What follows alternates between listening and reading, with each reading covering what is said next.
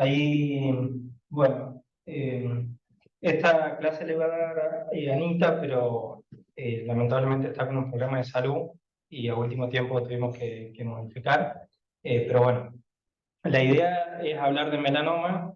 Hay un montón de conceptos que ya se dieron en el curso y la idea sería repasarlos muy someramente y aplicarlos a lo que sería la biología molecular en melanoma,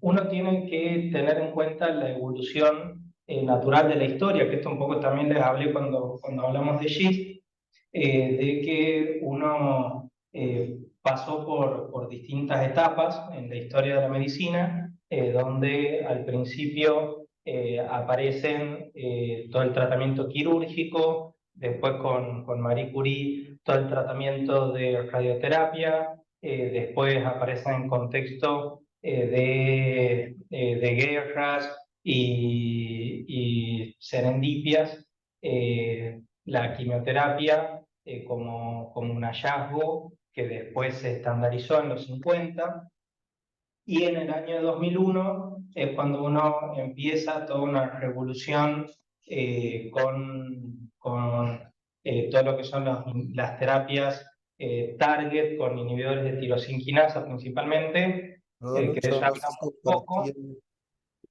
¿Qué pasa, Ronnie? No está compartiendo pantalla, amigo. Ah, bueno. Eh, Gracias por avisar. Bien, ahí está. Perfecto. Bárbaro. Entonces, un poco esto se revolucionó, la segunda revolución apareció en 2011 con la inmunoterapia, y el que llevó la posta en la inmunoterapia fue el melanoma, así que es de una gran parte de lo que vamos a hablar hoy. Entonces uno dice, bueno, ¿qué tratamientos había para el melanoma antes de 2010? Eh, a ver, reclamar anfitrión, sí. Antes de 2010, en melanoma, la verdad que estábamos en la edad de piedra. Los pacientes con melanoma vivían muy poco tiempo. Prácticamente los tratamientos eran bastante ineficientes y las medianas de sobrevida de los pacientes eran meses. Después, en el año 2010, entramos en lo que sería la edad de bronce, con los primeros tratamientos de inmunoterapia. En 2015, uno puede decir que entramos en la edad de plata, con los inhibidores de BRAF y con los anti-PD1 y PDL1. En 2017 aparecieron los tripletes, las secuencias, y en 2023 o 2022 los inhibidores de LAG3, y probablemente hacia lo que nos vayamos al futuro, de aquí en adelante, es todo lo que se viene, creo, todo el tema de vacunas antitumorales, los CAR T-cells y todas esas cosas. Ahí, Rodney, bueno, creo que el mensaje quedó viejo cuando estaba compartiendo pantalla. Bien, entonces uno dice, bueno, ¿cómo trato al melanoma? Y eso es lo que quiero que se lleven un concepto grande, que el melanoma no es una sola enfermedad, sino que según sus características moleculares son enfermedades distintas, ¿sí? Donde los pacientes que tienen BRAF mutado, vamos a decirle pádel, y los que son birra wild type es tenis, ¿sí?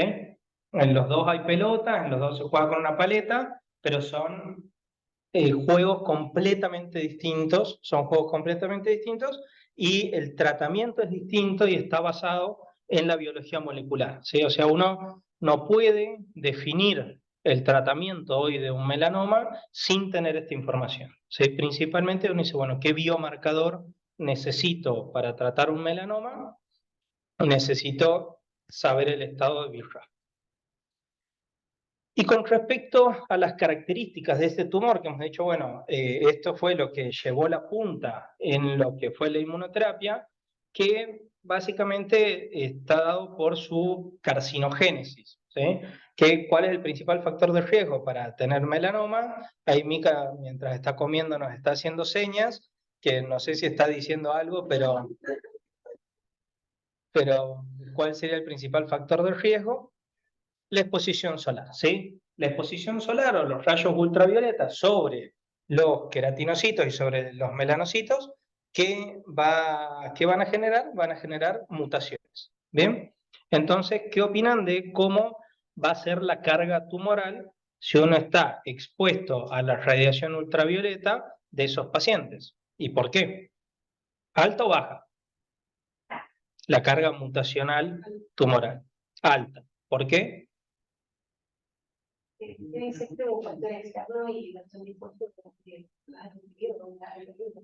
Porque uno reiteradas veces se expone a esta noxa, ¿sí? Y esta noxa va generando daños en el ADN sin llegar a matar esa célula y por eso va adquiriendo mutaciones a lo largo del tiempo, ¿sí? Entonces, ¿qué lesión produce los rayos ultravioletas? Principalmente genera escisión de nucleótidos, ¿sí? Que pueden ser citocinas por timidina, guaninas por adeninas, y esas alteraciones a nivel del ADN van a generar transcripciones anormales o oncoproteínas distintas, ¿sí? Y eso es lo que va a llevar a que sean tumores que al presentar una gran cantidad de oncoproteínas en su membrana plasmática, que sean tumores muy inmunogénicos. Entonces, básicamente uno dice, bueno, ¿qué subtipo molecular uno necesita para tratar un melanoma? BRAF. Pero hay otros subtipos moleculares que uno puede estudiar que no tienen o implicancia terapéutica todavía, que es KRAS, NF1, y el que no sea BRAF, KRAF y ni NF1, hoy uno le llama triple wild type. Esto no tiene aplicabilidad clínica, pero son clasificaciones genómicas, ¿sí? que se plantean. Esto es un poco lo que les contaba, que, bueno, dónde aparece el melanoma, aparece dentro de los que mayor carga mutacional tienen, ¿sí? Y les hago una pregunta, ¿es lo mismo tener un melanoma en la espalda que esté expuesto a la radiación solar que tener un melanoma en el intestino delgado? Claramente, ¿sí? No es lo mismo, son enfermedades distintas, ¿sí? Entonces uno, si bien dice, bueno, melanoma, inmunoterapia, largos sobrevivientes, cuando uno tiene los melanomas, que se llaman melanomas mucosos, que no están asociados a la radiación ultravioleta, esos melanomas, ¿cómo va a ser la carga mutacional de esos melanomas? Va a ser baja. ¿Va a responder a la inmunoterapia? Tampoco, ¿sí? Esas son características que uno tiene que ir aprendiendo, que no todos los melanomas son iguales. Cuando uno habla de melanoma, habitualmente habla de los de piel, pero pero melanocitos hay en cualquier parte del cuerpo, ¿sí? Bien. Esto supongo que se deben haber hartado de verlo, o por lo menos hace un par de miércoles se los hablé, de lo que es la vía MAP quinasa, ¿sí? Que esta vía MAP quinasa, solo para repasar, teníamos distintos factores de crecimiento que activaban distintos receptores. Estos distintos receptores activaban a la primera proteína de la cascada, que Mica, ¿cuál es? Deja de paviar con el teléfono. La de la máquina. Esta que te estoy señalando ahí con un cursor y haciéndole circulitos, que está en verde. Perfecto. Entonces, RAS, que RAS va a activar a... Bien, que esto va a activar. ¿Y ERK qué va a hacer? Va a ser el activador de ciertas vías, ¿sí? Intranucleares principalmente. Entonces, una de las funciones, bien, es actuar a nivel de las ciclinas que van a empezar a hacer que esa célula continúe el ciclo celular y se pueda dividir. Bien. Entonces, fíjense que hasta ahora nosotros hemos dicho que eran enfermedades distintas cuando estaba activo o no estaba activo RAF, ¿sí? Dentro de RAF hay distintos tipos de mutaciones de RAF, pero ¿cuál es la principal, Mica? BRAF, y dentro de lo que es melanoma, B600E. Después tenemos otras que es B600K, hay distintos tipos de mutaciones de BRAF, pero según la mutación se asocia a ciertas características, ¿sí? Si tenemos una mutación de BRAF no B600E, ¿le vas a dar inhibidores de BRAF? Depende, probablemente no. Probablemente no, ¿sí? Bien. Eso, los inhibidores de BRAF van contra la mutación de BRAF B600E y contra alguna otra, pero principalmente B600E. Después vamos a hablar un poquitito de los inhibidores de BRAF. KIT, les hablé casi 2 horas cuando vimos GIST. Después NF1 es otra vía de señalización y la vía de PI3K que está asociada a PITEN, PI3K, PITEN, AKT, mTOR, ¿bien? Que es otra vía de señalización. Repasando, vías de las MAP quinasas, o sea, RAS y BRAF, que son las que más nos interesan. ¿En qué porcentaje de los melanomas está alterado BRAF? 50%, o sea, la mitad de los melanomas tienen BRAF mutado, ¿sí? Tiene una alta prevalencia de esta mutación. Y RAS y cualquier otra parte de la vía representa más o menos un 20% más, pero el concepto es la mitad de los pacientes tienen mutación en BRAF. Y habitualmente son pacientes más jóvenes o más ancianos. Está asociado a pacientes jóvenes, más varones o más mujeres. Habitualmente mujeres. Sí, esas son las características de, bueno, en qué paciente es más probable que tenga una mutación en BRAF. Bien, ahora, si nosotros tenemos la activación constitutiva, ¿sí? Que está todo el tiempo activándose, que esto lo repasamos el otro día, con respecto a la agresividad tumoral, ¿qué tumor va a ser más agresivo? ¿Un BRAF wild type o un BRAF mutado? Un BRAF mutado, ¿sí? Son enfermedades más agresivas. Y uno dice, bueno, si es una enfermedad más agresiva, eso tiene implicancias en terapéuticas, a pesar de que no usemos inhibidores de BRAF, por ejemplo. Sí, eso vamos a ver después, que al ser enfermedades más agresivas, uno en esos pacientes tiende a usar combinaciones de inmunoterapia y no inmunoterapia monodroga. Bien.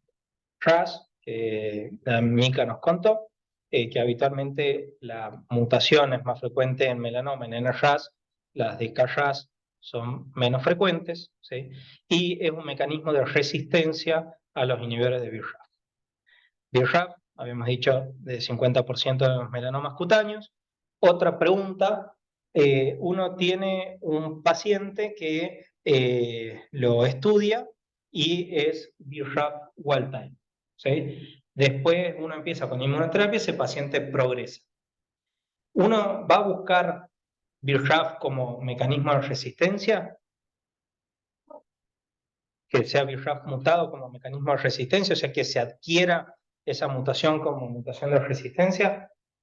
No, exacto. Habitualmente es una mutación, es un evento temprano en la carcinogénesis. A diferencia, por ejemplo, en colon, que no sé si han tenido de colon, donde KRAS es una mutación frecuente adquirida, ¿sí? En el transcurso de los distintos tratamientos. Es muy habitual que los pacientes adquieran una mutación en KRAS, que por eso los hace resistentes a ciertos tratamientos. Es raro que uno adquiera una mutación de BRAF. Sí, eso sería infrecuente y por eso uno no lo busca a la progresión, buscar como mecanismo de resistencia que BRAF se mute. Esto hemos visto, nos contó Mica, lo más frecuente mutación B600E, después está B600K, después hay otras y después básicamente las que no son B600E y B600K, uno no las trata con inhibidores de BRAF porque sabe que esa mutación no genera sensibilidad, digamos, otra que no sea la B600. Una pregunta, Lucho, ¿eso cuando vos lo pedís, te hace todas, o te hace solo la B600? Te hace solo, es que depende cómo la pidas y el centro donde estés. Nosotros básicamente tenemos un convenio con la industria que, como ellos venden inhibidores de BRAF, hacen una PCR para B600 nada más. O sea que si tiene una que es no B600, no te aparecería, deberías pedirle un NGS, y en el NGS sí se secuencia, que por ejemplo nosotros tenemos la paciente esta que se trasplantó de hígado, que ella era BRAF pero no B600, y lo supimos después en el NGS, que tenía otra mutación de BRAF no B600. Bien. Después, bueno, hay ciertos factores transcripcionales que esto habíamos hablado de cascada abajo, que ERK activaba ciertas ciclinas y esas ciclinas generaban transcripción. Esto ya lo vimos, que es KIT, que KIT actúa sobre ciertas vías, PI3K, KT, mTOR. ¿Sí? Habitualmente, ¿en qué pacientes pensamos, Mica, que tienen una mutación en KIT? Los que no sean melanomas cutáneos, O digamos. sea, sí, ¿no? Los melanomas mucosos, ¿sí? Es raro encontrar en una exposición solar KIT, ¿sí? De la misma forma que es raro encontrar BRAF en pacientes con melanomas cutáneos. Estos prácticamente son, perdón, en melanomas mucosos, estos son exclusivos prácticamente del melanoma mucoso, y en los cutáneos principalmente los acrales, como Bob Marley. Es que es muy importante, es de cultura general. Los puede salvar si ustedes van, no sé, a los 8 pasos y dicen que de qué murió Bob Marley, bueno, ya ahí sale. Sí, hay distintos tipos, subtipos, digamos. Bien. Y pobre Bob Marley, pero bueno, por suerte nos quedó su música. Después, bueno, Kit ya actúa sobre la vida de PI3K, y el otro biomarcador el que es frecuente, si bien no es tan frecuente, pero puede estar alterado en melanomas, es el NF1, que codifica una proteína, que es la neurofibromina, que va a su vez a actuar sobre las vías de las MAP quinasas. Eso genera como una hiperestimulación de la vía, tanto de la vía RAS como de la vía de PI3K-mTOR. Después, esto, como habíamos dicho que tenía alto contenido de falopa, hay otras mutaciones relevantes que son en realidad poco relevantes hasta ahora, porque no tenemos terapias aprobadas contra esto y está todo en desarrollo, sobre todo mutaciones en las ciclinas, en TERT, y factores asociados a la transcripción. Con respecto a lo que habíamos dicho de que, bueno, de en qué momento de la enfermedad se dan las distintas mutaciones, ¿sí? Fíjense cómo la mutación de BRAF, que habíamos dicho que se daba en la mitad de los pacientes, es una mutación temprana, ¿sí? Que muchas veces se da recién cuando el nevo se vuelve displásico, o sea, es muy, muy inicial. A diferencia de, por ejemplo, una mutación de P53, que son mutaciones tardías y que le confieren cierta agresividad al inhibir este supresor de tumor.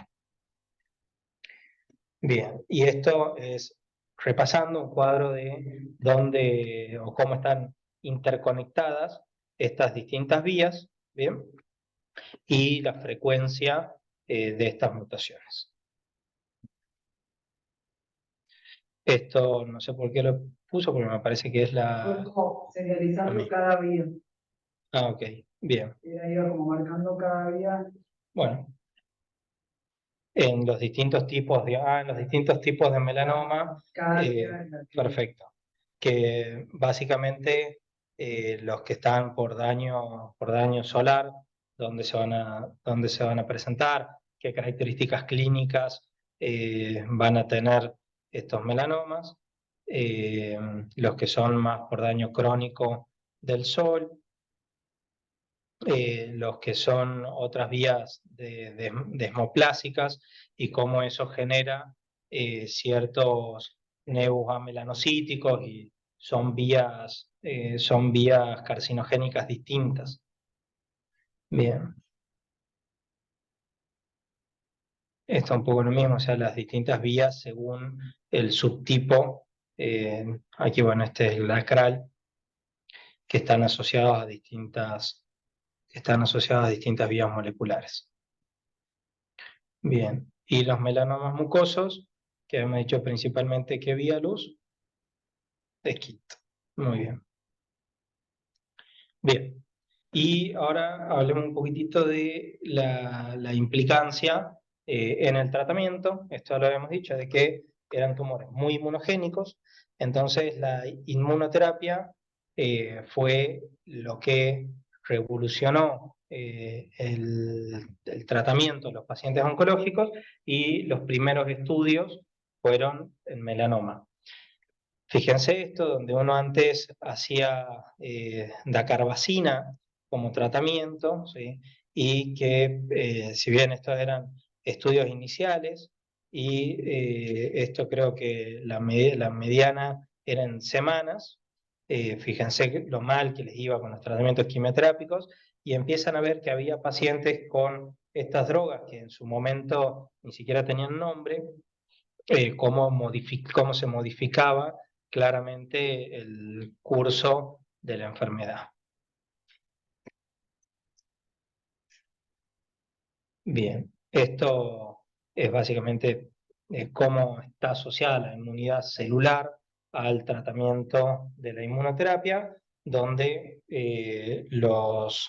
estos tumores generan cierta expresión de algunas proteínas que generan un silenciamiento de la respuesta inmune, que es donde uno va a ir a atacar, ¿sí? con estos distintos tratamientos.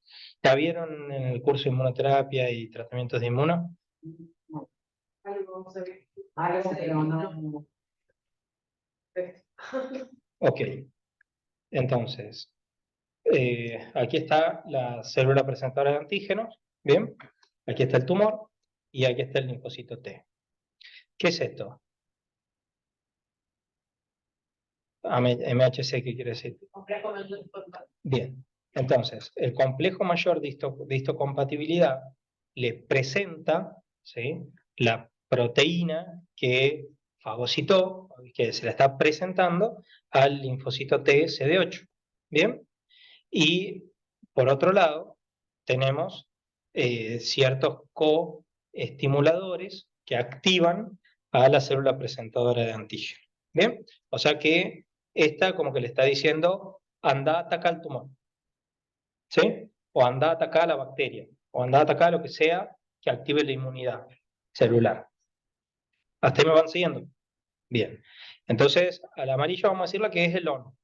¿Sí? Y después que destruimos el tumor, lo matamos, ¿sí? O a la bacteria o lo que sea, esto tiene que apagarse. ¿Por qué? Porque el sistema inmune no puede estar todo el tiempo prendido. ¿Y cuál va a ser el off? El CTLA4. ¿Bien? Entonces, si nosotros podemos inhibir el CRTA4, ese sistema inmunológico va a quedar activo, ¿sí? O sea que uno dice, bueno, si lo interpretamos como si fuera un freno de mano, le estamos sacando el freno de mano al sistema inmunológico.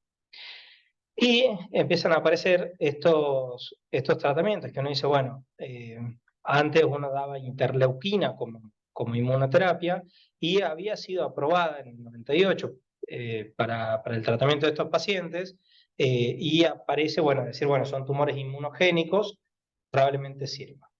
Y con respecto... No también hice interleuquina 2 alfa 12. Bueno, pero eran otros tiempos. vos tenés mucho más toxicidad Sí. que el inmuno actual. Y aparecen distintos estudios, pero bueno, que terminan primero con los anti-CLTA4, que la anti-CLTA4, la droga es ipilimumab, que es la que tenemos en Argentina, también hay otras como tremelimumab, pero que no están disponibles, y ese era el estándar de inmunoterapia. Y después aparecen los tratamientos con anti-PD1, con la combinación de nivolumab con ipilimumab o nivolumab solo o ipilimumab, que este es un estudio de los que cambia claramente la práctica clínica y fíjense cómo lo que uno veía, que esto antes era imposible, cuando uno trataba con quimioterapia a estos pacientes o interferón, las medianas de sobrevida eran bastante pobres. Fíjense cómo con el tratamiento combinado de nivolumab con ipilimumab a 5 años hay un 60% de pacientes vivos, ¿sí? Y capaz que muchos de estos pacientes seguramente deben estar curados, todavía no lo sabemos, pero cómo esto cambia radicalmente el enfoque de una enfermedad de un pésimo pronóstico, cómo pasamos a tener la mayoría de los pacientes vivos como largos sobrevivientes gracias a la inmunoterapia. Fíjense que con el tratamiento combinado, 1 de cada 3 pacientes en el seguimiento a 8 años están sin la enfermedad que nunca progresó, ¿sí? Eran pacientes metastásicos que se le hizo el tratamiento combinado y andan haciendo su vida por ahí, van 8 años sin enfermedad o sin que la enfermedad haya progresado. Estos son cifras que uno no está acostumbrado a ver o no estaba acostumbrado a ver en oncología, y aparte lo importante, ¿sí?, es este aplanamiento marcado de las curvas, ¿sí? Fíjense cómo a partir de los 2 años los pacientes estos que no habían progresado dejan de progresar y andan haciendo su vida. ¿Cuál es el problema de este gráfico? ¿O qué me gustaría de este gráfico?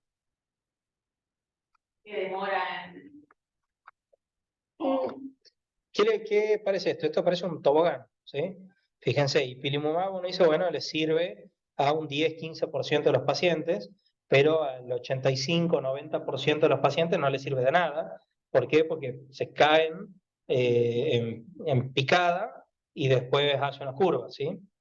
Y lo mismo pasa tanto con nivo monodroga, que al principio el 40% de los pacientes como mejor respuesta tiene progresión de enfermedad. O sea que prácticamente a la mitad de los pacientes les sirve, pero a la otra mitad de los pacientes no les sirve el tratamiento. Y cuando uno hace el tratamiento combinado, más o menos hay un 30% igual que como mejor respuesta tienen progresión, ¿sí? O sea que esto, ¿qué nos está diciendo? Que la inmunoterapia cambió radicalmente la evolución natural de los pacientes oncológicos. El problema es cómo detecto al paciente que no se va a caer del tobogán y quién va a ser el paciente que se va a caer del tobogán. ¿Bien? Al día de hoy no tenemos un biomarcador que nos diga qué paciente se beneficia de la inmunoterapia y qué paciente no se beneficia de la inmunoterapia, ¿sí? A diferencia de lo que venimos hablando de los niveles de tirosina quinasa. Si yo tengo una mutación en BRAF, ¿sí?, te voy a dar un inhibidor de BRAF. Ahora, si son BRAF wild type, ¿te voy a dar el inhibidor? No. O sea, eso es un buen biomarcador, ¿sí? O sea, al que tiene la mutación se lo doy, al que no tiene no se lo doy. Lamentablemente no tenemos buenos biomarcadores de inmunoterapia para decir a quién le damos o a quién no le damos inmunoterapia. Entonces, al día de hoy lo que uno hace es, se les da a todos y vamos a tener con la combinación ese 30-40% de progresores primarios y con la monoterapia hasta un 40-50% de progresores primarios. Dale. Bien. Según los protocolos, cada 2 meses, uno en la práctica habitual pone cada 3 meses, para no estar haciéndole tan seguido estudios o por una cuestión de que, nada, nosotros hacemos cada 3 meses, pero los ensayos clínicos cada 2 meses los revalúan. Y con respecto a cuando uno analiza los pacientes que son BRAF mutados, ¿sí? Con respecto a los que son BRAF wild type, con la combinación versus la monodroga, ¿en cuál se caen más rápido del tobogán? Los mutados, ¿sí? Bien. Entonces, y fíjense que los mutados, cuando hacen la combinación de un anti-CLTA4 con un anti-PD1, tenemos menos pacientes que progresan, ¿sí? O sea que en estos pacientes que son BRAF mutados, la combinación de las dos drogas es lo que uno debería hacer. Y cuando el paciente es BRAF wild type, uno podría, en la mayoría de los pacientes, empezar con una sola droga de inmunoterapia y no es necesario combinar las dos. ¿Por qué? Porque la combinación es tóxica. Bien, entonces aquí uno dice, bueno, si yo le voy a empezar a todos los pacientes con inmuno, ¿para qué necesito saber el estado de BRAF?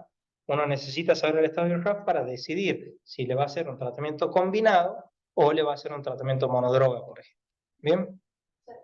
Igual en la mayoría parecería que la IPI, Sí, ipilimumab. digamos, es el que funcionaría, pero es el que no se autoriza, ¿no? ¿Cómo? No, o sea, este verde Los dos. es ipilimumab solo. El azul es nivolumab y el rojo es la combinación de los dos. Claro, eso es la combinación. Sí.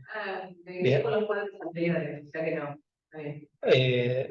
O sea, este es IPI, que le sirve como monodroga a un 10-15% de los pacientes. El nivo es superior a IPI e IPI-nivo es superior a IPI solo.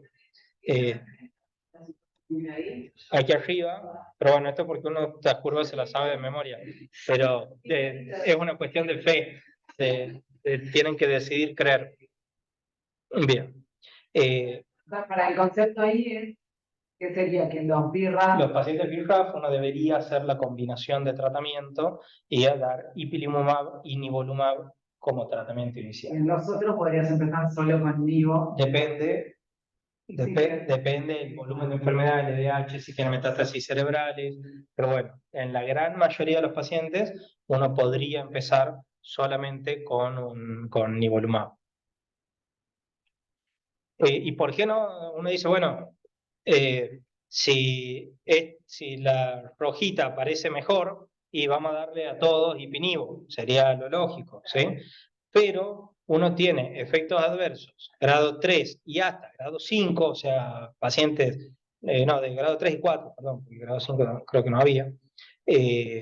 O sea, uno triplica la posibilidad de tener un efecto adverso inmunomediado, y nosotros como efecto adverso inmunomediado hemos visto cosas graves que le limitan totalmente la calidad de vida a los pacientes, como hemos tenido encefalitis, miastenias, Guillain-Barré, o sea, hemos tenido cuadros floridísimos de inmunotoxicidad por el volumen de pacientes que manejamos, y uno como que le tiene cierto respeto a las toxicidades inmunomediadas. Y el 40% de los pacientes con la combinación tienen que suspender el tratamiento por toxicidad. Por eso es importante definir en qué pacientes uno le va a dar el tratamiento combinado y en qué pacientes va a ser el tratamiento monodroga. Bien. Esto con respecto a KIT, hablamos con los inhibidores, imatinib, regorafenib, sunitinib, un montón de recordar clase de GIST, debería ir aquí. Y lo que es BRAF, y con esto termino, básicamente hay inhibidores de BRAF siempre y cuando uno tenga la mutación B600. ¿Y qué es lo que pasa? Cuando uno inhibe BRAF, habitualmente MEK se amplifica, saltea a BRAF, ¿sí? y va a ser activado por RAS, ¿sí? O sea, una vía de escape. ¿Bien? Entonces lo salteamos. Yo te bloqueo aquí, pero MEK se aprovecha y empieza a hacer estimulado por upregulation del receptor. ¿Bien? O sea, este se va hacia arriba de la cascada, se va arriba, se activa esto y empieza uno, shuntea a BRAF. Entonces, ¿qué podemos hacer? ¿Qué pasaba con los primeros estudios? Uno daba inhibidores de BRAF. Tenía tasas de respuesta mucho mayores que con la inmunoterapia, pero a los pocos meses la enfermedad progresaba de vuelta. ¿Por qué progresaba? Por este mecanismo de que MEC lo salteaba BRAF y la vía se volvía a activar, ¿sí? Y salteábamos. Entonces aparecen también los inhibidores de MEC. Y se compara con 3 estudios que después se juntan los 3 a dar inhibidores de MEC con inhibidores de BRAF versus inhibidores de BRAF solo, y mejor hacer la combinación. Por eso se dan bloqueos combinados de BRAF y MEC. ¿Siempre es así en todos los pacientes con BRAF mutados? No. Esto se da en BRAF en melanoma, porque uno tiende a decir, bueno, listo, yo aprendo biología molecular y aprendiendo biología molecular aprendo todos los tumores, y en realidad no es tan así, ¿sí? Porque hay muchas cuestiones epigenéticas de el microambiente tumoral de cada tumor, y por ejemplo, con dolores que hacemos colon, los pacientes que tienen mutaciones de BRAF en colon no usan a MEC como vía de escape. Tienen otros mecanismos de resistencia y nosotros no usamos inhibidores de MEC. Nosotros usamos inhibidores de BRAF con inhibidores de GFR. ¿Sí? O sea, bloqueamos más arriba la vía. Bueno, si es un paciente y le haces, me imagino, buscando la mutación de 600 de llevar, Sí. ¿encontrás partes con inmunoterapia? Es una excelente pregunta. Si no la encuentra, el tratamiento sí es inmunoterapia. La pregunta es, si la encuentro, ¿qué hago? Si le doy inhibidor de BRAF o le doy inmunoterapia. Claro, pero mi pregunta también, o sea, por ejemplo... Pero para, te hago una pregunta. Si le encuentras y quieres hacer la inmunoterapia, ¿qué inmunoterapia le haces? Combinada. Muy bien. Ipilimumab, nivolumab. Ahora sí, ¿qué me quieres preguntar? por ejemplo, pero vos buscaste una determinada ocupación que sería la de 600. Sí. Pero Sí. eso sería predictivo para la inmunoterapia. Para utilizar. Sí. Esto, por eso, como predictivo de hacer tratamiento combinado, está estudiado en BRAF V600E. Las otras mutaciones de BRAF tienen otras características, que habitualmente son tumores menos agresivos, pero bueno, no va al caso. Pero este estudio es decir, bueno, ¿en quién usamos terapia combinada? Es en los que son BRAF V600 mutados. Bien. Entonces, hay datos clínicos que te diría, bueno, empiezo con sí, todo eso creo que estaba en una parte, pero básicamente sería pacientes que tienen alto volumen de enfermedad, que tienen metástasis cerebrales, que tienen LDH alta. En esos pacientes uno empieza con inmunoterapia combinada en vez de usar inhibidores. Y básicamente en quien prefiero usar inhibidores, en pacientes que necesitan una tasa de respuesta urgente. Esa sería la única indicación. la curva del inmuno. Sí, o un paciente que no puede hacer inmuno, le das inhibidores, ¿sí? Por ejemplo, que tiene metástasis cerebrales, está con corticoides en dosis altísimas, ¿sí? Pero siempre la respuesta sería un intento en un paciente BRAF empezar con inmunoterapia.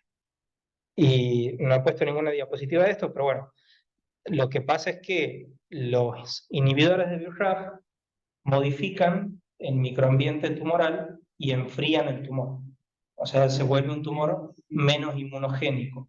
Y entonces dar inmunoterapia a la progresión es menos efectivo que dar primero inmuno y después inhibidor de BRAF. Eso creo que está puesto. Bien. Estos básicamente es un tratamiento adyuvante, que es como previenen la recaída sin mejorar sobrevida global. Y en el escenario avanzado, bueno, estas son las tres combinaciones, que depende del laboratorio, pero tienen efecto de clases, o sea, son todos inhibidores de BRAF, con inhibidores de MEK, cada uno tiene su toxicidad, y según su toxicidad uno elige uno u otro, pero bueno, los estudios son el COBRIM, el COMBI-B, y COMBI-D, Columbus, esos son los ensayos clínicos que dan pie, digamos, a los inhibidores, al tratamiento con inhibidores. Y con respecto a la tasa de respuesta, la tasa de respuesta objetiva es muy alta, es 70%, ¿sí? Donde nosotros hemos dicho que había un porcentaje muy alto en pacientes BRAF mutados que como mejor respuesta a la inmunoterapia era la progresión, o sea que a pesar del tratamiento los pacientes progresaban. Yo no puedo permitirme esa progresión primaria, o sea, en un paciente que necesito que sí o sí el tumor se achique, esos son los pacientes en los cuales uno empezaría con los inhibidores de BRAF. No están comparados entre sí, y esto no hay que hacerlo, está mal, pero todos lo hacemos, de decir, bueno, cuánto es la sobrevida, la mediana de sobrevida con las distintas combinaciones, y son todas muy similares, más o menos dan 2 años de sobrevida, y el tiempo a que el tumor se vuelve resistente a los inhibidores de BRAF también es más o menos el mismo, es más o menos 1 año. Cuando esto tampoco hay que hacerlo, pero uno hace las curvas superpuestas de los distintos estudios para tener una idea, y fíjense que hay pacientes con inhibidores de BRAF que son largos sobrevivientes, a 3 años hay más o menos un 28%, pero cuando uno se acordaba de las curvas de inmunoterapia, tenemos más pacientes sin progresar como largos sobrevivientes con inmuno. Bien, esto es lo que es sobrevida, que no es una mala opción empezar con inhibidores de BRAF, siempre es preferible, por esto que hemos hablado, empezar con inmuno y a la progresión hacer inhibidores. Con respecto a los efectos adversos, depende de la droga, principalmente davarafenib, contrametinib dan fiebre. Entonces, por ejemplo, nosotros en pandemia nos era un lío eso, porque vos hacías fiebre y te venía a buscar el escuadrón policial, te encerraban, te reventaban la nariz a hisopados, y la mitad de los pacientes hacían fiebre con la medicación. Entonces uno prefería por ahí usar encorafenib, que recién ahora está más disponible en el mercado, pero bueno, o usar inmuno, cuando todavía no sabíamos que era mejor si hacer inmuno o inhibidores de BRAF, pero bueno, esos problemas, por ejemplo, teníamos. Después, bueno, bemurafenib con cobimetinib da mucha fotosensibilidad, pero la verdad que son drogas que se toleran relativamente bien. Esto de KIT hemos hablado, y siempre aparece ahí en track. La verdad que nunca vi hasta ahora Y eso lo empecé a testear, sí. Aparecerá uno, y cuando aparezca una vamos a decir, miren cómo hay que estudiar la vida en track. Pero bueno, probablemente Bueno, tienen algún porcentaje, ¿no? Sí, siempre es 1%, pero es mentira, porque tenemos más de 100 pacientes de la mayoría de los tumores y no tenemos fusiones de NTRK, pero bueno, esperaremos encontrar alguna. Por ahora en digestivo no encontramos, capaz que en otros tumores sí. Bien, esto es solo para repasar lo que les había contado, y es la misma diapositiva. Y como, bueno, repasando, y esto eran las fotos de los autores principales de estos estudios, y que uno dice, bueno, ¿qué pacientes tenían LDH alta, alto volumen de enfermedad, muchos órganos afectados? Que eso antes era como el concepto de decir, bueno, al paciente que estaba muy enfermo, darle inhibidores de BRAF en vez de darle inmuno, porque la tasa de respuesta es alta, y la realidad que eso va cambiando cada vez más, y es darle inhibidores de BRAF al que no te puedas permitir la progresión. Porque al principio era al revés, Sí. cuando empezó la inmunoterapia. Exactamente. Pero bueno, eso cambió a partir de estudios fase 2, y que ahí estaban, ahí le doy lugar. Cambió, primero aparecieron estudios fase 2 que decían, bueno, ¿qué hacemos primero? Ipinivo y a la progresión en corafenib con vinimetinib, o en corafenib, vinimetinib y a la progresión ipinivo. ¿Sí? Y había una tercera rama que era gamulé sanguchito. ¿Sí?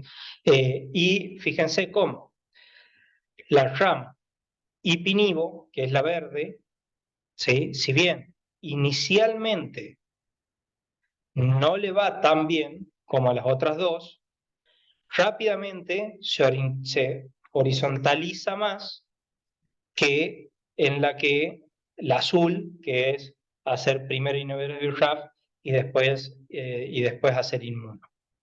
¿Bien? Entonces, si uno dice, bueno, si vamos a correr una maratón, que es la mayoría de nuestros pacientes oncológicos, uno debería empezar con inmunoterapia. Si tenemos que correr 100 metros y vamos viendo, en ese caso uno debería empezar con inhibidores de BRAF, solo para pacientes que uno no puede tolerar esa progresión primaria como mejor respuesta. Esto, bueno, después apareció el fase 3 del DreamSeq, donde de vuelta vemos lo mismo, ¿sí? Inicialmente la inmunoterapia parece que no nos va tan bien, pero después la curva se horizontaliza. En cambio, los que al hacer el step primero con inhibidor de BRAF y después con inmuno, sí hay una diferencia, ¿sí? Que si bien no tiene significancia estadística, las curvas están separadas, hay un 20% de menor probabilidad de sobrevida haciendo esta secuencia. Entonces, yo creo que hasta hace poco no sabíamos, hoy esa discusión está cerrada, se empieza con inmunoterapia y a la progresión se dan inhibidores. Bien. Y esto para darle paso a Vane. No sé si quedó alguna duda o alguna pregunta.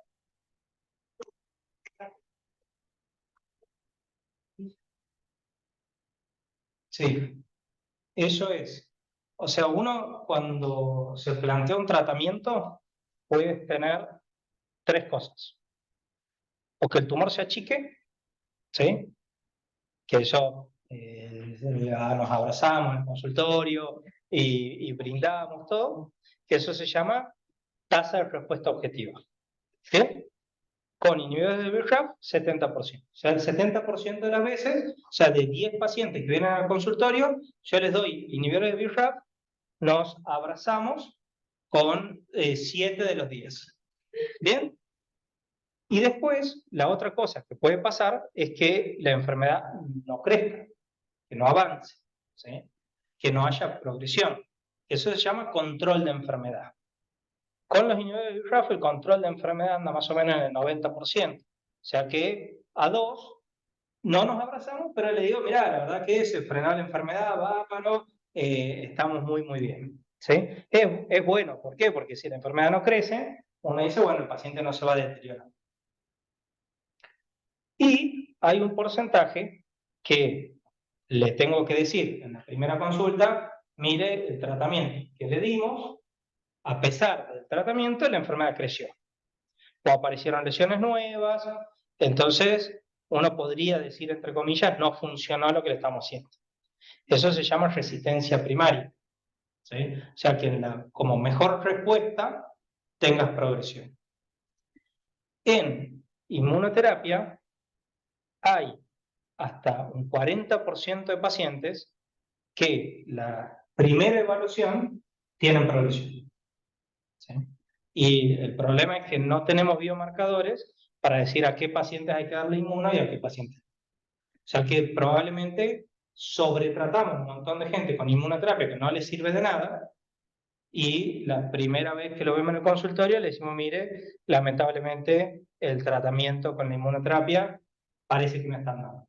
Igual habitualmente lo seguimos, porque eso es lo que uno debería hacer un tiempo más, y a la segunda reevaluación, si el tipo sigue progresando, se deteriora clínicamente, uno dice, bueno, cambiamos de tratamiento y vamos a hacer otra cosa.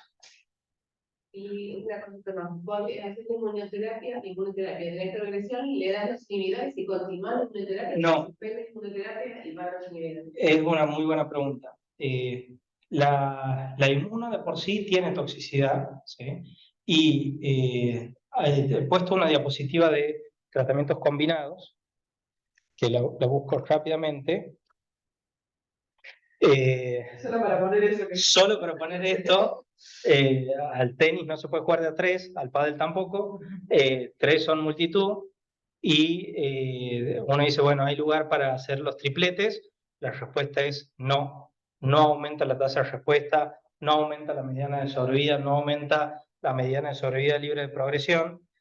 Fíjense, las curvas están exactamente igual una sobre la otra, o sea que no es, fíjense la sobrevida global, no hay que hacer combinación, lo único que agrega es toxicidad. ¿Tienes que dejar un tiempo entre una y otra? Puntualmente en esto, si vos dices un inhibidor de GFR, sí tienes que dejar pasar habitualmente 5 vidas medias, de que habitualmente la vida media del inmuno van a ser 3 meses. El problema es, bueno, le puede decir al paciente, mire, vamos a esperar 3 meses para no combinar, para que no tenga toxicidad. Habitualmente lo empiezas y cruzas los dedos y te bancas la toxicidad que pueda tener, más si el paciente se está deteriorando. Si el paciente puede esperar las 5 vidas medias del inmuno y le digo volver en 3 meses, que no es lo habitual, uno debería hacer eso, ¿sí? En los ensayos clínicos piden eso para entrar a la progresión a inmuno, cuando uno va a dar un inhibidor de tirosinquinasa que hayan pasado 3 meses, pero no es lo habitual. La combinación, lo único que agrega en este caso es toxicidad, y hay otros inhibidores de tirosinquinasa que no se pueden usar con inmunoterapia en otros modelos tumorales. En melanoma se vio que, si bien es más tóxico, es una combinación que es segura, pero no da ningún beneficio. Bien. No sé si del público hay alguna duda. Por ahí, no, gracias, muy buena. Bueno, bárbaro. Gracias. Ahora le doy paso a la doctora Castañez. Descansamos 5 minutos. Listo. Dejo de compartir.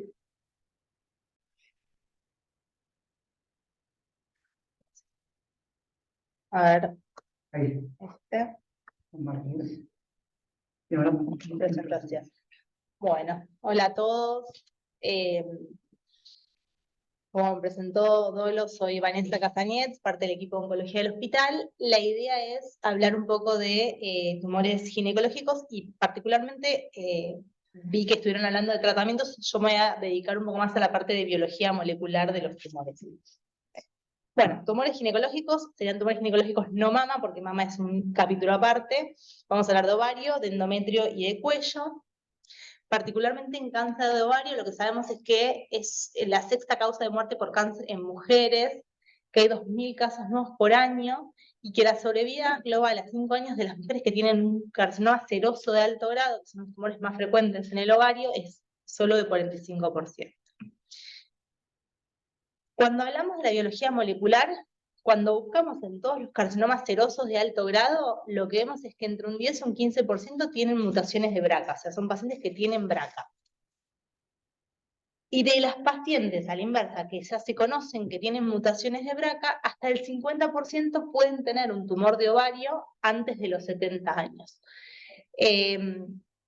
Y la otra cosa muy característica de estos tumores serosos de alto grado es que se caracterizan por tener un alto porcentaje de mutación de la proteína P53. Hay otras mutaciones menos frecuentes que ahora vamos a charlar un poquito. Cuando uno ve el mecanismo de formación de estos tumores, lo que sabemos es que acá la ovulación es algo que es fundamental para la formación de quistes en el ovario. Cuando la mujer ovula, se liberan células desde las fimbrias del tubo de la trompa uterina, que hacen que se metan como unos quistes de inclusión, y a partir de ahí van apareciendo mutaciones en esos quistes de inclusión que van proliferando y van creciendo hacia la neoplasia. Dependiendo de qué tipo de mutaciones adquieran estos quistes, es qué tipo de neoplasia vamos a tener posterior. Entonces, como les decía, es cuando la paciente ovula, se genera desde las fimbrias el ingreso de células que se terminan haciendo como unos quistecitos, que se llaman quistes de inclusión, y que dependiendo de qué tipo de mutación adquieran estos quistes dentro de la superficie del ovario, es qué tipo de tumor vamos a tener. Entonces, si este quiste de inclusión adquiere mutaciones como KRAS o BRAF, en general se asocian a lesiones de menor grado, son tumores de bajo grado. En cambio, se adquiere la mutación de P53, ahí es donde se desarrolla el alto grado. Esta es la teoría de los dos orígenes, ¿no? Del tipo 1 y el tipo 2. El tipo 1 es la aparición de estas mutaciones en KRAS y en BRAF, digamos, y KRAS, y que hacen que estos tumores sean de bajo grado, cistadenomas serosos o carcinomas serosos de bajo grado, y que si estos quistes de inclusión o estos yacerosos de bajo grado adquieren P53, ahí estamos hablando de la formación de tumores de alto grado. Esto es un poco lo mismo, fíjense que los de bajo grado muestran las mutaciones KRAS-BRAF y no tanto P53, y las de alto grado fundamentalmente P53. Entonces la idea es poder charlar un poquito sobre P53, que es tan importante en la carcinogénesis en el ovario. P53 lo que hace es, ante alguna situación anormal en la célula, sea hipoxia, sea alteración del ADN, sea estrés oxidativo, sea deficiencia de nutrientes, la célula no estaría en condiciones de duplicarse, entonces se activa P53. P53 lo que lleva es a que la célula frene su ciclo celular, y cuando frena su ciclo celular, trata de arreglar el daño, ¿sí? Y si no lo puede arreglar, lleva a la apoptosis. Ese sería el concepto de P53 funcionando normalmente. Entonces, ¿cómo funciona P53 cuando funciona normalmente? Lo que termina haciendo es, por un lado, activa a GAD, que GAD es fundamental, digamos, para la replicación. Entonces, si la activa, va a terminar inhibiendo esta replicación. Y por otro lado, el mecanismo por ahí más conocido de funcionamiento de P53 es activando la proteína P21. P21 lo que hace es inhibir a las ciclinas dependientes de quinasas. Entonces, si yo tengo que el ciclo celular, que va pasando de G1, donde la célula crece, S, que duplica el ADN, G2, que se prepara para dividirse, y M, que es la parte de la mitosis, todos estos pasos de la célula que son normales, para pasar de una etapa a la otra, yo necesito las quinasas dependientes de ciclinas y a las ciclinas, ¿sí? Si aparece P21, P21 lo que hace es inhibir a estas ciclinas, haciendo que el ciclo no pueda continuar. Entonces, P53 detecta un daño, activa P21, P21 inhibe a las ciclinas y se detiene el ciclo celular.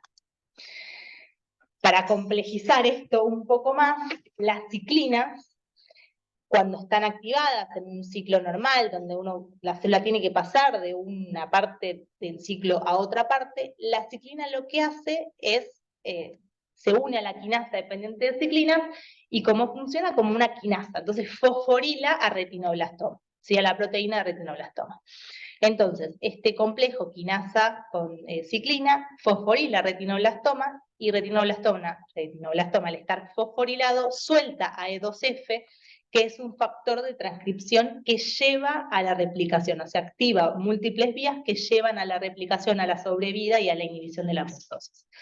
Entonces, esto en el funcionamiento normal está muy lindo, pero si P53 no detecta todos estos daños o por algún motivo no funciona, no se activa P21, que no inhibe a las ciclinas, y por ende todo este circuito sigue funcionando y sigue proliferando a pesar de los daños dentro de la célula.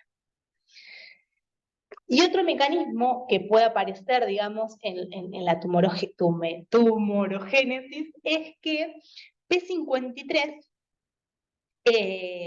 es una proteína que puede ser ubiquitinizada por MDM2 o MDM4, también es otra de las que lo pueden hacer, y cuando está unida esta ubiquitina, ¿sí? Lo que termina haciendo es eliminando P53. Entonces se conoce que hay mutaciones de estas ubiquitin-ligasas, ¿sí? En la cual, si el paciente tiene hiperfunción de estas proteínas, se elimina mayormente P53 y es lo mismo que no tenerla funcionando, ¿sí? Particularmente en los tumores de ovario de alto grado, lo que sabemos es que P53 estaba alterado en hasta el 97% casi de los pacientes, o sea, altísimo número, y que muchos de ellos estaban asociados con estas últimas proteínas que lo que hacían era aumentar la eliminación de P53. ¿Sí? Lo otro que demostró este trabajo es que no había una asociación entre la presencia o la mutación de P53 con la sobrevida global o sobrevida libre de progresión, pero que sí, si bien no tiene un significado pronóstico predictivo, está presente casi en todos los tumores de ovario de alto grado.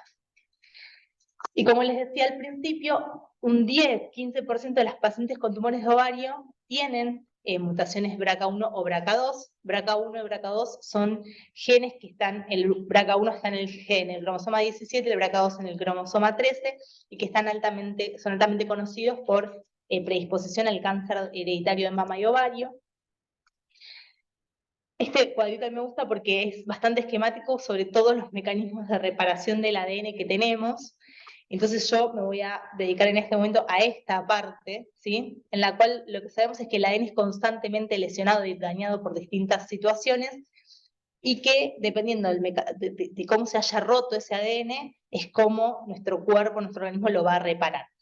Sabemos que hay rupturas de la doble cadena y rupturas de la cadena simple, digamos, y que si por ejemplo se rompe la doble cadena, nosotros tenemos dos mecanismos de reparación, la recombinación homóloga y la recombinación no homóloga, y dentro de lo que es la recombinación homóloga para la reparación de estas rupturas de la doble cadena, vamos a tener todas estas proteínas dentro de las cuales están BRCA1 y BRCA2. Y el otro mecanismo es cuando tenemos una sola cadena rota, tenemos el mecanismo de reparación por escisión de bases, en el cual actúan estas proteínas, que la más conocida por ahí es la PARP, ¿sí? Esto es importante porque ahora vamos a charlar un poquito de cómo es este mecanismo de BRCA, o vamos a intentar esquemáticamente explicar. Las proteínas BRCA y todo el complejo de proteínas que actúan acá, BRCA, PAL-B2, ATM, CHEK2, CHEK1 y RAD, lo que hacen es, cuando reconocen que la cadena está rota, terminan haciendo un corte un poco más grande, se hacen complejos enzimáticos que van a terminar haciendo que el pedacito de ADN que falta sea copiado de la cromátide hermana. Entonces agarran a la cromátide hermana y van a ver, ven cómo se entrecruzan, y el ADN va a terminar copiando a través de polimerasas, van a terminar copiando a la... van a terminar recombinando ese ADN, ¿sí? Porque fíjense que cada cromátide se queda con un poco de ADN de su hermana, y por eso es que se llama recombinación homóloga, ¿sí? De esta forma, el daño que teníamos en el ADN de la doble hebra es reparado por este conjunto de proteínas dentro de las cuales participa BRCA, ¿sí? Entonces, un poco este es el mecanismo de la doble hebra, y hay pacientes que tienen esta mutación de manera germinal, o sea, de manera hereditaria, y que no funciona correctamente este mecanismo de reparación. Entonces, eso es lo que lleva a la formación de predisposición al cáncer, pero lo que también hoy en día sabemos es que, ok, si no le funciona la reparación de la doble cadena, una forma que tiene el organismo de, vamos a decir, de tratar de compensar, es repararlo por simple cadena, ¿no? Que es a través de la escisión de bases. Eso hace que el ADN sea parcialmente reparado y de alguna forma tengamos una célula que continúa su funcionamiento erróneamente, pero continúa su funcionamiento. Pero hoy en día en la oncología sabemos que si a esta paciente no le funciona el BRCA y nosotros podemos bloquear la otra vía, ¿sí? Con inhibidores de PARP, tenemos la posibilidad de que con tanto daño del ADN, en vez de seguir proliferando, esa célula vaya hacia la apoptosis, ¿sí? Y lo último sobre BRCA, lo que sabemos es que las pacientes que tienen BRCA conocido, haciendo una salpingo-forectomía bilateral, o sea, sacando las dos trompas, sacando los dos ovarios, preventivamente les disminuimos el 98% del riesgo de tener cáncer de ovario, ¿sí? Sí. En mamá era desde más poquito el tema de ovario. Sí. Hoy en día te digo que es casi al revés. La cirugía de reducción del riesgo se hace más en cáncer de ovario reducir el riesgo de cáncer de ovario. Los tumores serosos de alto grado, que son la mayoría de los tumores de ovario, suelen ser muy agresivos, suelen ser muy silenciosos, en el sentido de que no dan muchos síntomas hasta que estén avanzados, y no tenemos hoy en día una herramienta de screening que podamos utilizar para diagnosticar tempranamente esos tumores. Entonces, aquellas pacientes que se conocen como BRCA1, BRCA1, BRCA2, una vez que hayan cumplido su paridad, se les recomienda la oophorectomía y salpingectomía bilateral. En mama, hoy en día tenemos mayor formas de screening con resonancias y tenemos como otra posibilidad de seguimiento, y hoy en día no es necesaria la cirugía de reducción de riesgo en mama, como así lo es en el ovario. O sea, se les puede plantear la cirugía de reducción de riesgo o se les puede plantear el screening mucho más meticuloso con pacientes BRCA. Perfecto. No, porque hubo el caso de Angelina Jolie, que Sí. sí. Pero ella no se hizo innovar en los UCI, ¿sí? Sí, se hizo todo, sí. Pero bueno, implica, más allá de la cirugía en sí, es una menopausia precoz, tiene efectos secundarios, pero bueno, y en general se diagnostican pacientes jóvenes, entonces es difícil porque muchas no tuvieron hijos todavía y algunas sí quieren, entonces bueno, es complejo el manejo, pero es una recomendación que una vez cumplida la paridad se les ofrezca la cirugía. Bien, bueno, eso es cáncer de ovario. Vamos con cáncer de endometrio. Históricamente el cáncer de endometrio eran dos tipos de tumores de endometrio, el tipo 1 y el tipo 2.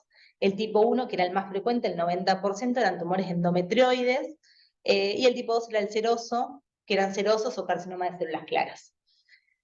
El tipo 1 endometrioide era el clásico de pacientes que estaban asociados a estrógenos o que habían hecho terapias de reemplazo hormonal, obesas que tenían exceso de hiperestrógenos, digamos, o que tenían muy edad temprana en la menarca, o sea que tenían mucho tiempo de estrógenos, o que no habían tenido hijos, entonces estaban totalmente, no tenían nunca una supresión de la función de su ovario, que tenían un buen pronóstico en general, y cuando uno miraba la biología molecular, estaba más asociada a inestabilidad microsatelital, PTEN, KRAS, beta-catenín.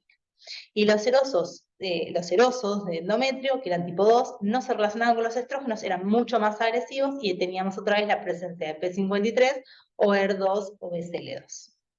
Entonces, bueno, esto era lo histórico, en el cual el tipo 1 tenía sobre todo mutaciones específicas de PTEN, ¿sí? Esto era bastante conocido en la anterioridad, vamos a decirlo, y los tipo 2 eran sobre todo mutaciones de P53, ¿sí?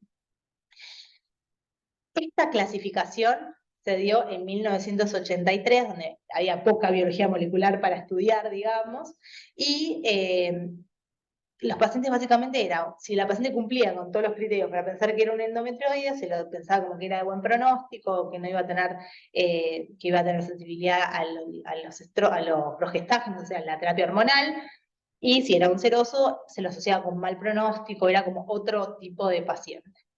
Pero lo que se fue viendo en todo el tiempo, digamos, es que si bien los endometrioides eran un 85-90% de las pacientes, no todos se comportaban como endometrioides, no todos se comportaban tan bien, y algunos se comportaban más agresivos como más serosos.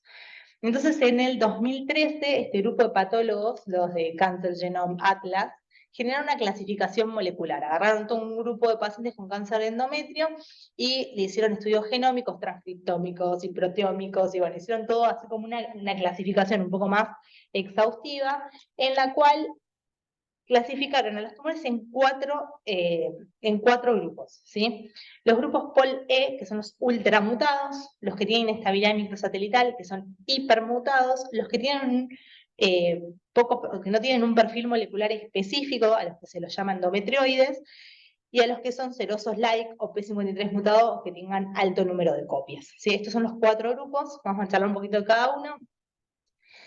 El grupo POL-E mutado, la polimerasa epsilon es, como lo dice su nombre, es una polimerasa que se encarga de la replicación y reparación del ADN, y que al estar mutada genera que estos pacientes tengan una alta carga mutacional, ¿sí? Representan un 9% alrededor de todos los tumores de endometrio, y en general no se asocia con las pacientes obesas, con alta cantidad de estrógenos, sino con más mujeres jóvenes y delgadas, y que lo que veían es que tenían un muy buen pronóstico, ¿sí? Un pronóstico con una sobrevida a 5 años más del 96%. El segundo grupo era el de la inestabilidad microsatelital. La inestabilidad microsatelital, lo que sabemos es que otra forma de reparar el ADN es a través del mismatch repair, y que para esa reparación necesitamos proteínas como MLH1, PMS2, MSH2, MSH6, y que hay pacientes que tienen mutaciones de estas proteínas que hacen que no reparen correctamente el ADN. Eso hace que también tengamos una alta carga mutacional. Es muy alta la carga mutacional, pero no tanto como la de la polimerasa epsilon que charlamos antes. Estos son un 30% de los pacientes. Y lo otro que sabemos es que la mayoría de los pacientes se da por un silenciamiento epigenético de las proteínas de reparación, pero que hay un pequeño grupo, alrededor de un 5%, que sí se asocia a un síndrome de Lynch que es hereditario, ¿sí? Y el pronóstico de este grupo es intermedio. Después tenemos aquellos que no tienen un perfil molecular específico, que tienen número de copias bajos, que no tienen mutación de P53, que no encontramos que sean inestables, ni que tengan la polimerasa epsilon mutada, o sea, no tienen un perfil claro.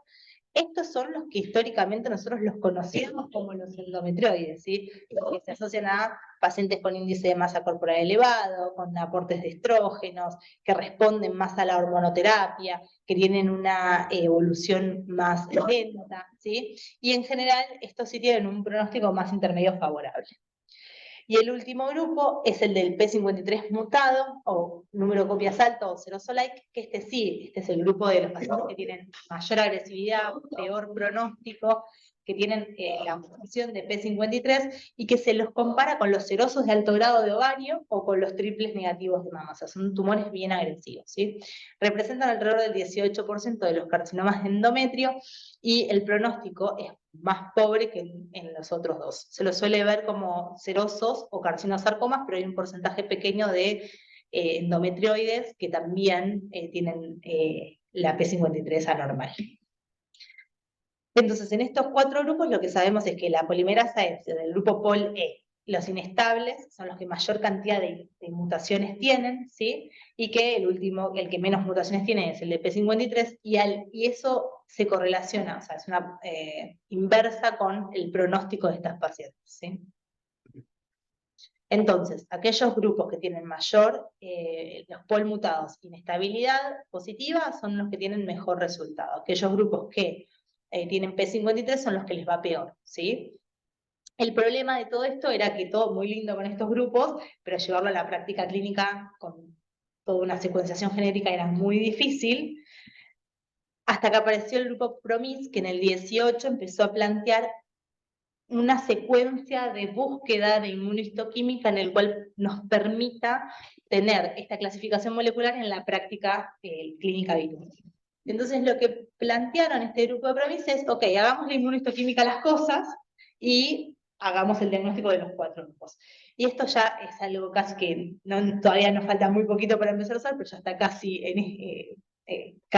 en puerta, digamos, que es, yo tengo un tumor de endometrio, le hacemos la búsqueda de la mutación de la POL-E, si no aparece, o sea, si tengo una POL-E wild type, voy a buscar por inmunohistoquímica la inestabilidad microsatelital.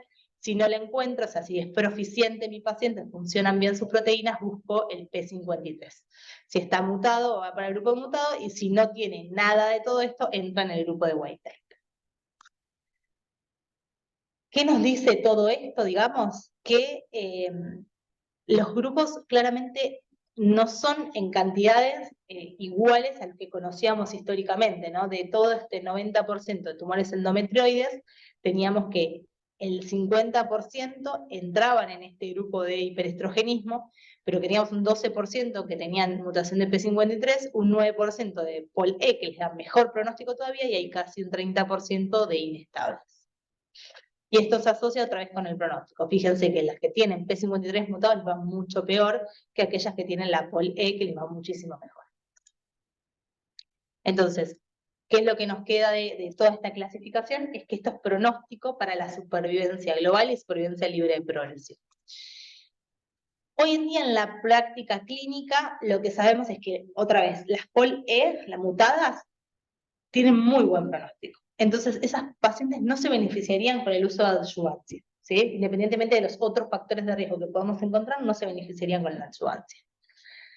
Y por el contrario, aquellas pacientes que tienen P53 mutado, se vio que hacer radioterapia versus quimioradioterapia, el agregado de quimioterapia en las pacientes que tienen el P53 mutado les da una diferencia de 59 versus 36% en sobrevida libre de recurrencia a 5 años. O sea, hay una diferencia que es estadísticamente significativa y que nos cambiaría la práctica clínica, ¿sí? Estamos esperando 2 trabajos, uno es el PORTEC 4 y el otro es el TAPER, que nos van a venir a poner un poco más de cambio en la práctica clínica en base a esta parte molecular. Lo que hacen en este PORTEC 4 es hacer esta clasificación molecular y ponerlos en subgrupos de riesgo, favorable, intermedio y desfavorable, y en base a eso eligen el tipo de adyuvancia que les hacen a los pacientes. Entonces, en base a este trabajo, probablemente nosotros cambiemos nuestra práctica clínica. Ivane, ¿eso no se puede pedir? Sí, porque en realidad estamos viendo inmunohistoquímica, como pedimos en colon, que vemos la inestabilidad, hay que ver el tema de la POL-E y del P53, pero el P53 se puede pedir. Todavía no tenemos el aval suficiente como para hacerlo. Nos faltan estos 2 trabajos que creo que se tienen que publicar ahora a fin de año, o sea, es ahora. Pero esto va a cambiar la práctica clínica porque cambia, ahora, fíjate, cambia la estadificación de los pacientes. Un paciente que tal vez antes nosotros usábamos el grado de invasión miometrial, la invasión linfovascular, usábamos el grado histológico de la paciente, y hoy en día no solo agregan eso, sino que a la clasificación le suman el tipo histológico. Si es POL mutado pasa a bajo riesgo, si tiene P53 pasa a un riesgo alto, y bueno, en el medio tenemos a las deficientes a las deficientes de mismatch repair. Entonces, un poco, yo creo que de acá al año que viene vamos a tener que cambiar nuestra práctica de indicar adyuvancia en estas pacientes. Y esto es un poco lo mismo. La recomendación está empezando a cambiar en base a si tenemos sobre todo mutadas, de dejar de hacerles adyuvancia y tal vez considerar la quimio en aquellas que tengan alto riesgo con el P53. Bien. 2 cositas de lo que sería hereditario en tumores de endometrio. Hay dos enfermedades hereditarias, una es el síndrome de Lynch y otro es el síndrome de Cowden. El síndrome de Lynch es aquellos pacientes que tienen deficiencia en la reparación del mismatch repair, digamos. Como dijimos, es como un 30% de los tumores endometriales, pero un 5% son familiares, son hereditarios, ¿sí? Y esta susceptibilidad genética es hereditaria, y aquellos pacientes que conocen que tienen el síndrome de Lynch tienen hasta un 25 al 60% de probabilidades de tener un tumor de endometrio, y sean en edades en edad media, entre 48 y 62 años, no es que sean tan jóvenes como tal vez en otras patologías. Y lo que sabemos del síndrome de Lynch es que es un síndrome familiar, que es autosómico dominante, que es altamente penetrante, o sea que tenemos alta chance de que la familia del paciente afectado tenga, digamos, también el síndrome de Lynch, y que sea clínicamente evidenciable, ¿sí? Y esto se da porque perdemos la función de la línea germinal de uno de los genes que trabajan en el mismatch repair, que es MLH1, MSH2, MSH6 o PMC2. Y el síndrome de Cowden es una mutación germinal de PTEN, ¿sí? Es una proteína que actúa en todo lo que es la cascada de la MAP quinasa, y que lo que sabemos es que el síndrome de Cowden es cuando tienen pérdida de la función de PTEN, tienen cáncer de mama, cáncer de endometrio, cáncer de tiroides, pero también tienen amartomas en distintas partes del cuerpo, ¿sí? Sobre todo amartomas en el cerebelo, amartomas gastrointestinales, o sea, tienen como otro fenotipo los pacientes. Bueno. Y hasta acá, endometrio. unas palabras de cuello de útero, ¿sí? Que es como el que nos queda extra. De cuello de útero tal vez no tenemos tanto de biología molecular, porque es bastante más, vamos a decir, no sé si simple es la palabra, pero bueno. ¿Qué sabemos del cáncer de endometrio, del cáncer de cuello de útero? Que en general tenemos dos grupos, el que es HPV relacionado y el que no tiene relación con el HPV, que los no HPV son adenocarcinomas y por ahí se asocia más a tabaquismo, son otro grupo de pacientes, pero la mayoría, diría el 99% de nuestros pacientes son HPV relacionados, ¿sí? El HPV se asocia a inicios tempranos de la actividad sexual, a edad temprana de un primer embarazo, a tener múltiples parejas sexuales, o sea, es una enfermedad de transmisión sexual, con lo cual todo lo que exponga a una paciente a tener mayor cantidad de relaciones sexuales le da mayor riesgo de HPV, ¿sí? Tener parejas de alto riesgo, tener otras transmisiones de otras enfermedades de transmisión sexual, y la inmunosupresión se sabe que también es un factor que se relaciona con el HPV, ¿sí? Sobre todo en lo que es HIV. Entonces, sabemos que hay muchos genotipos de HPV, y que algunos de ellos son de bajo riesgo y que otros son de alto riesgo, ¿sí? Los de alto riesgo a la cabeza, el HPV 16 y 18, son los que más lío causan, digamos, sobre todo en lo que es nuestra especialidad, seguidos por el 31 y el 33, ¿sí? ¿Qué pasa cuando ingresa el HPV a un cervix normal? Bueno, la mayoría va a terminar eliminándolo, por decirlo de una forma, ¿sí? Pero va a haber un porcentaje que va a ir a una infección latente.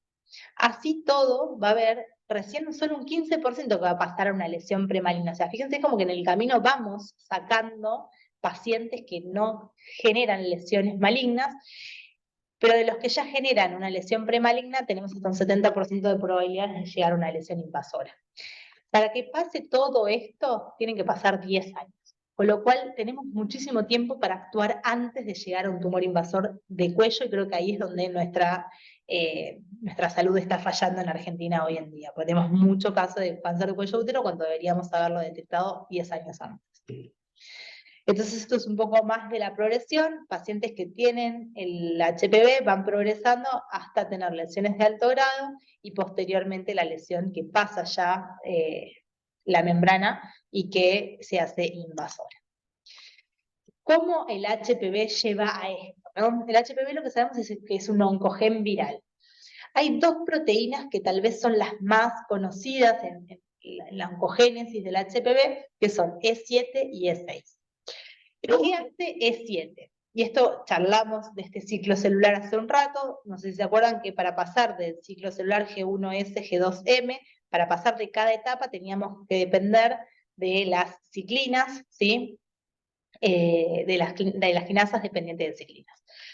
El E7 tiene dos funciones. Por un lado, lo que hace es inhibir a P21. P21, cuando se activaba P53, activaba P21 para intentar frenar el ciclo celular, ¿sí? Entonces, P21, al estar inhibido, no puede inhibir a las ciclinas y por ende no puede inhibir el ciclo celular, y eso lleva a la proliferación, ¿sí? Y por otro lado, E7-HPV lo que hace es competir con este complejo de proteína de retinoblastoma con E2F, haciendo que retinoblastoma suelte a E2F porque lo reemplaza la proteína E7, y E2F lleva la transcripción de genes y eso lleva a la mayor proliferación, ¿sí? Entonces estos son dos mecanismos por el cual la proteína E7 va a llevar a la proliferación celular. Y por el otro lado, la proteína E6, que también es una proteína del HPV, actúa como una ubiquitin ligasa. ¿Se acuerdan que habíamos dicho que la ubiquitin ligasa lo que hace es ubiquitinizar a P53 haciendo que se elimine, ¿sí? Entonces volvemos a tener la falla de P53 haciendo que se lleve a la proliferación y a la falta de apoptosis. Este es un poquito más complejo, pero es el mismo ciclo de lo que charlamos de cómo actúa E6 y E7, que son los que los llevan a la proliferación.